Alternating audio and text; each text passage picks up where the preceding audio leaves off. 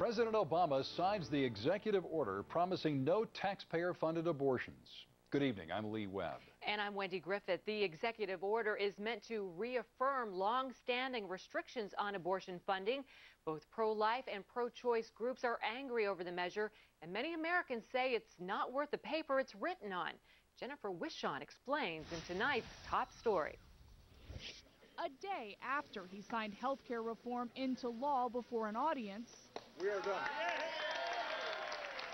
President Obama signed the executive order that made it all possible behind closed doors. The act maintains current Hyde Amendment restrictions governing abortion policy and extends those restrictions to the newly created health insurance exchanges. The act specifically prohibits the use of tax credits and cost-sharing reduction payments to pay for abortion services in the health insurance exchanges that will be operational in 2014. It's the deal the White House struck with Congressman Bart Stupak to get him and his coalition of pro-life Democrats to vote yes for the president's health care bill. We have an agreement. The original abortion funding amendment, written by Stupak and others, also prohibited tax dollars from paying for abortions. Had it passed, it would have been added to the law books. Executive orders can be revoked at any time. This meaningless piece of paper that the president signed today does not change the actual statutory language, which is what is needed. And the debate continues. Jennifer Wishon, CBN News, Washington. And for more on this, Katie Walker joins us now from Washington. Katie is with the American Life League. Katie, what is the verdict in your estimation? Will this executive order prevent federal funding from being used on abortions? Absolutely not, and I think your introduction said it all. It is a meaningless piece of paper that doesn't address, not only does it allow abortions in the health care bill, but it also doesn't address embryonic stem cell research, new provisions on euthanasia, physician-assisted suicide, more funding for Planned Parenthood, the nation's largest abortion provider. So there's a lot going on here, and I think the pro-life movement has learned a lot in the last 2 days about playing into the D.C. political game. Well, how will it not prevent abortions?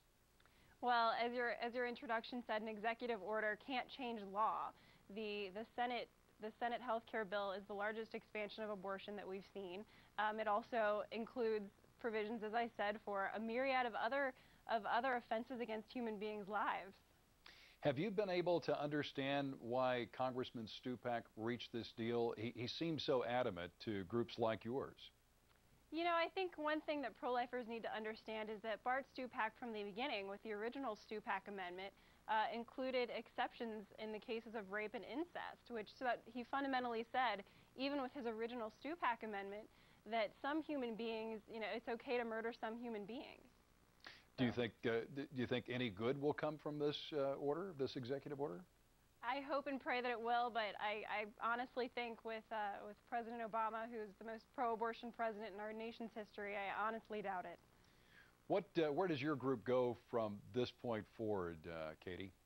We are focusing on our state initiatives right now. We're hearing so much feedback at the grassroots level, calling for amendments to state constitutions and to the federal constitution, calling for recognition of every human being from their biological beginning as a person.